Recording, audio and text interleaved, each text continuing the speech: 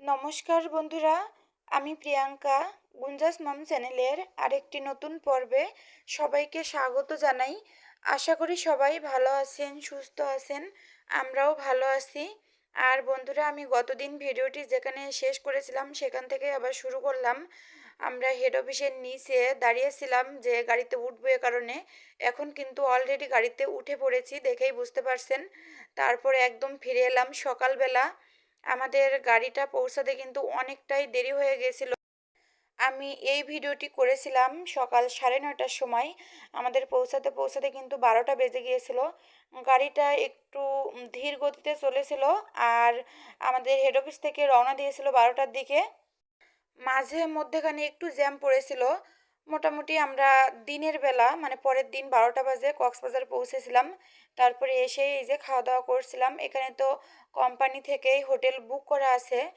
আমরা আমরা এখানে 160 জনের মতো মানুষ এসেছি। তো এখন সকালের নাস্তা করছি। সকালের নাস্তায় ছিল ডিম ভাজি, 2টা করে পরোটা, আর হচ্ছে আলুর একটা তরকারি, আর মুগ ডাল। পরে ছিল কফি। তো সকালের খাওয়া দাওয়া করার পর আর আমার মেয়েটা কিন্তু একদমই খাওয়া দাওয়া করেনি, কারণ ও বাসের ভিতর এত বমি করেছিল কি আর বলবো। মিনিমাম 12-13 বার ও বাসের ভিতর বমি করছে। আর হচ্ছে আমাদের বাসা থেকে হেড অফিস পর্যন্ত আস্তে আস্তে কিন্তু ও 4-5 বার বমি করেছিল। এজন্য ওর শরীরের অবস্থা বুঝতে পারছেন যে খুবই দুর্বল হয়ে পড়েছে। আর সকালে কিন্তু কিছুই খাওয়া দাওয়া করিনি। পরোটা ওর এত পছন্দ, বাসায় যখন পরোটা নিয়ে আসা হয় তখন কিন্তু ওই সবসময় বেশি খেতে চায়। তবে এখানে এক ফোঁটাও কিন্তু মুখে নেয়নি। অল্প একটু মুখে দিয়েছিলাম, সাথে সাথেই আবার বমি করে দিয়েছে। গাড়িতে ওঠার আগে মানে খাওয়া দাওয়ার পর বমির ওষুধ খাওয়ানো হয়েছিল, আমিও খেয়েছিলাম, তারপরেও কোনো কাজ হয়নি। অনেকবার বমি করেছে। তার মধ্যেখানে আমি একটু বলে রাখি, আমরা কিন্তু হোটেলে পৌঁছে গেছি। এই যে সবাই দাঁড়িয়ে আছি, যে যার রুমে এখন ঢুকে পড়বে। সবার জন্য মানে ফ্যামিলি বাসার জন্য একটা করে রুম, আর ব্যাচেলার যারা আছে তাদের হয়তো একের ভিতরে 2-3 জন এরকম করে সিস্টেম করেছে। আমরা তো ব্যাচেলারদের রুমে যাইনি, মুখেই শুনেছি আর কি, যে কোনো রুমে 2 জন, কোনো রুমে 3 জনের ব্যবস্থা এরকমভাবেই থাকছে। আর এই যে আমরা অলরেডি রুমের ভিতর ঢুকে পড়েছি, আর রুমটা অনেক সুন্দর ছিল। আমি কিন্তু প্রথম বুঝতে পারছিলাম না লাইট জ্বালানোর ব্যাপারে। তারপরে আর কি স্যাররা দেখিয়ে দিল। চাবি সহ যে কাঠটার মতো আছে আর কি, সেটা ওখানে দিলেই, ওই যে লাইনের ওখানে দিলেই কিন্তু আলোটা জ্বলে উঠলো। আর রুম থেকে ঢুকে এই যে বসার একটা জায়গা আছে। তারপরে আমাদের টুকিটাকি জিনিসপত্র রাখার জন্য বেডের পাশে একটা জায়গা আছে, একটা আলমারি আছে, তারপরে একটা ড্রেসিং টেবিল না, একটা গ্লাস আছে লম্বা আয়নার মতো আর কি, দেয়ালের সাথে সেট করা। এপাশে একটা বেলকনি আছে। রুমটা এখনো মোছা হয়নি, আমরা আসার পরে মানে সব কিছু রেডি করা ছিল, তবে মোছা হয়নি। সবাই একসাথে চলে এসেছি, আমরা আমরা বলেছি মুছে দেওয়ার জন্য। আর এখানে বাথরুম টাথরুম কিন্তু সবই সুন্দর মতো পরিষ্কার করাই আছে। বাথরুমের ভিতরে 2টা ব্রাশ আছে, 2টা শ্যাম্পু, 2টা টিস্যু, একটা সাবান, এগুলো আছে। মোটামুটি রুমটা খুবই ভালো।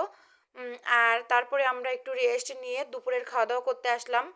দুপুরের খাওয়া দাওয়া কিন্তু করতে প্রায় 3:30টা বেজে গেছে। ভেটকি মাছ ছিল দুপুরের মেনুতে, আর লইটা শুটকি ভর্তা ছিল, আর একটা সবজি তরকারি ছিল। তারপরে খাওয়া দাওয়ার পরে রুমে যেয়ে এখন চলে আসলাম সমুদ্র পাড়ে চলে আসলাম। আমরা আছি সুগন্ধা বিচে। তো মামুনি আর মামুনির বাবা কিন্তু খালি পায়েই এসেছে রুম থেকে, আর আমি কিন্তু একটা জুতা পরে এসেছিলাম। তো এসেই কিন্তু বিপদে পড়ে গিয়েছি, কারণ জুতার কথাটা মামুনির বাবা বলেনি, মনে ছিল না মানে জুতাটা রেখে আসার কথা। এখানে আমার জুতাটা হাতে করে নিয়েই কিন্তু চলাফেরা করতে হয়েছে। তারপর আমি হাতের ঘড়িটাও খুলতে ভুলে গিয়েছিলাম, ঘড়িটা হাতেই ছিল, যার কারণে কিন্তু ঘড়িটা ভিজে গিয়েছিল। অবশ্য আগে যদি মনে পড়তো তাও একটা ব্যবস্থা করতে পারতাম। জলে ভিজার পরে তারপরে কিন্তু মনে পড়েছে আর কি ঘড়ির কথা। জুতার জুতার কথাটা আগেই ভেবেছি, যে এখানে তো অনেকেই খালি পায়ে দেখছি যারা স্নান করবে না, তারা জুতা পায়ে আসে, আর আমরা তো স্নান করব। তো খালি পায়ে আসা উচিত ছিল, কি আর করব। মামুনির বাবা আর মামুনি কিন্তু এই যে নেমে পড়েছে অলরেডি। আর আমি একটু দেখাচ্ছিলাম, দেখুন কত মানুষ। বেশিরভাগ মানুষ কিন্তু দুপুরের আগে বা দুপুর পর্যন্ত স্নান করে। তো এখন বিকালবেলা একদম পড়ন্ত বিকাল, তো তারপরেও অনেক মানুষ, প্রচুর মানুষ। আর মামুনি আর আমি এই যে একটু হাসছিলাম। এই সময়টা এতটা মনের ভিতরে ভালো লাগা কাজ করে, তো না গেলে বোঝা যাবে না। খুব খুব ভালো লাগে মনের ভিতরে, মনে হয় একটা অন্য জগতে চলে আসছি। তো কার কিরকম হয় আমি জানি না, আমাদের দুইজন মামুনির বাবা, আমি, মামুনি, আমরা সবাই কিন্তু খুব খুব আনন্দ করেছি আর আমাদের খুব ভালো লেগেছে। ঢেউগুলো যখন পায়ের কাছে আসে আবার চলে যায়, তখন কিন্তু মনে হয় যে নিচে, পায়ের নিচে থেকে বালু সরে যাচ্ছে। একটু ভয়ও করে, কারণ একটু দূরে গেলে, যেখানে একটু সেখানে গেলে কিন্তু খুবই ভয় লাগে। আমি তো বেশি দূরে যাইনি, মামুনির বাবা মামুনিও কিন্তু বেশি দূরে যায়নি, দেখেই বুঝতে পারছেন ও কিভাবে আনন্দ করছে। শুয়ে পড়েছে একদম পুরো ভূত হয়ে, শুয়ে পড়েছে। তারপরে কিভাবে জল নিয়ে ছিটছিটি করছে ওর বাবার সাথে, আর ঢেউ কিভাবে আছড়ে পড়ছে। ঢেউয়ের কারণে কিন্তু ও পড়েও গিয়েছে, আমিও পড়ে গিয়েছিলাম, আর ও তো পড়বেই। তা ওর বাবা অল্প একটু দূরে গিয়েছিল, ওকে আগে স্নান করিয়ে দিয়ে তারপরে অল্প একটু দূরে গিয়েছিল। তো তারপরেও ওদের, মানে আমাদের ছাড়া সামনে আরো অনেক মানুষ ছিল। আর দেখুন কত সুন্দর, আর যখন ঢেউগুলো আসে কি যে ভালো লাগে আমি কি বলবো। আর বন্ধুরা, আপনারা দেখতে থাকুন, প্রতিদিনের মতো মনে করিয়ে দিই, যারা আমার চ্যানেলটি সাবস্ক্রাইব করেছেন তাদের অসংখ্য অসংখ্য ধন্যবাদ। যারা এখনও করেননি, প্লিজ আমার চ্যানেলটি সাবস্ক্রাইব করে আমার পাশে থেকে যাবেন, আর আমিও আপনাদের পাশে থাকব। সবাই প্লিজ ফুল ওয়াচ করে আমার ভিডিও দেখবেন। আর বন্ধুরা, যারা এখনও একটি লাইকও করেন, প্লিজ একটি লাইক করে তারপর ভিডিওটি কন্টিনিউ করুন। আমাদের কয়েকটা জিনিস নষ্ট হয়েছিল। মামুনির বাবার ছোট ফোন ছিল পকেটে, তো খেয়াল ছিল না, সেইভাবেই বসে পড়েছিল। আর আমি তো বোনার হাতে ঘড়ি ছিল, জুতাটাও নষ্ট হয়েছে কারণ হাতে করে নিয়েই ছিলাম। তো যখন ভিজেছি তখন কিন্তু মানে জল লেগেছে আর কি। আর মামুনির বাবার বড় ফোনটা আমরা রুমেই রেখে এসেছিলাম, আমার ফোনটা নিয়ে এসেছি, তো এক হাত দিয়ে করেছি, আবার ওর বাবার কাছে দিয়েছি একটু গায়ে মুছে মুছে। তো শরীরটা তো ভিজাই ছিল, তারপরেও সাবধানে আর কি ফোনটা রেখেছি, আমার ফোনটা। আর মামুনির বাবা আর মামুনি যখন মানে আনন্দ করলো, তারপরে আমরা দুজন বসে পড়লাম, মামুনি আর আমি।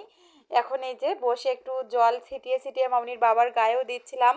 তারপরে আবার ওরা দুজন যে বসে পড়েছে, কারণ সাথে সাথে চলে গেলে তো মজা পাওয়া যাবে না। বেশ অনেকক্ষণ ধরে আমরা এখানে মজা করেছি, যার কারণে মানে বুঝতে পেরে যে আনন্দটা, সমুদ্রের পাড়ে সমুদ্র দেখতে আসাটা সমুদ্র দেখতে আসাটা কিন্তু সার্থক হয়েছে, কারণ আমি তিনজনেই স্নান করেছি। তো স্নান না করলে কিন্তু এতটাও আনন্দ পাওয়া যায় না। স্নান করব এ কারণে, বসে বসে যে আমরা ভিজেছি সমুদ্রের জলে, নিষ্পাপ জল যেটাকে বলে, সামনের দিকে তাকালে নিজেদের মনের যত গ্লানি, হিংসা, ঝগড়া, রাগারাগি সব কিন্তু নিজেদের মন থেকে বেরিয়ে যায় সামনের দিকে তাকালে। সমুদ্রের দিকে তাকালে মনটাই পবিত্র হয়ে যায়। তবে আমরা যদি নিজেরা আসতাম তাহলে আরো আনন্দ হতো, কারণ এ সময়টা কিন্তু বিকাল হয়ে গেছিল। আমরা রুমে যাব সন্ধ্যার পরে, আবার মামুনির বাবাদের মিটিং ছিল, যার কারণে একটু তাড়াতাড়িও তো যেতে হবে।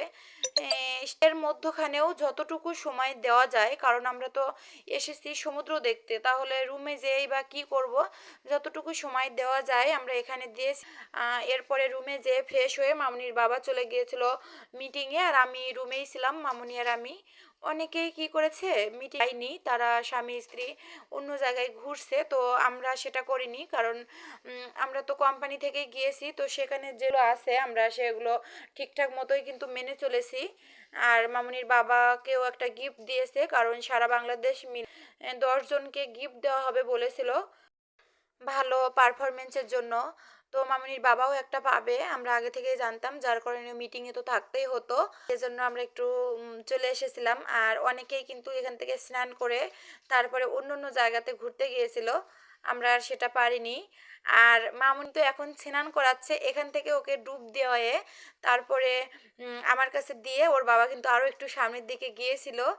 আমি কিন্তু স্নান করিনি, আমি জলগুলো মাথায় দিয়েছিলাম, মুখে দিয়েছিলাম, তারপরে হাতে করে করে নিয়ে আর কি স্নান করেছি।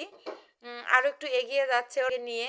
আর এই সময়টা আমার কিন্তু খুব ভয় করছিল, কারণ ঢেউগুলো অনেক জোরে জোরে আসছিল। তো এখানেই ওকে তারপরে আর কি ওর বাবা স্নান করতে যাবে। মাঝে মাঝে কিন্তু নিজেদেরকে সময় দিতে হয়, কাজকর্ম সবসময় তো থাকবেই। তার মধ্যখানে কিন্তু এরকম সময় বের করে আমাদের ঘুরতে যাওয়া উচিত। আমরা অবশ্যই গিয়েছি। তা না হলেও আমাদের যাওয়ার ইচ্ছা ছিল। তো এবছর না গেলেও হয়তো সামনের বছরতে হতো। তো ভগবান সেই সুযোগটা করে দিয়েছে এবারে যাওয়ার জন্য। মামুনির বাবার কিন্তু খুব ইচ্ছা কক্সবাজারে যাওয়ার, মানে ফ্যামিলি একসাথে যাওয়ার আর কি। ওর বাবা তো আগেও গিয়েছে কোম্পানি থেকে। তো সে সময় তো সেরকম আনন্দ করতে পারিনি, কারণ ওরা যখন একা একা গিয়েছে তখন তো সবসময় মিটিংয়ের ভিতরেই ছিল, যার কারণে কিন্তু সেরকম কোনো আনন্দ নেই। তো সবসময় ও কক্সবাজার যাওয়ার কথা বলতো, তবে সময় সুযোগে হয়ে উঠতো না। সময় সেই মামুনি ছোট থাকতে আমরা যাওয়ার কথা বলতাম। তো সেখান থেকেই এবছর সে বছর এরকম করতে করতে কিন্তু এতটা সময় চলে এসেছে। তো এবছর আমরা মানে ফাইনাল করেছিলাম যে সামনের বছর যাবই। তো এবার তো কোম্পানি থেকেই চলে আসলাম। সামনে বছর আবারও যাওয়ার ইচ্ছা আছে, মানে নিজেরা যাওয়ার ইচ্ছা আছে।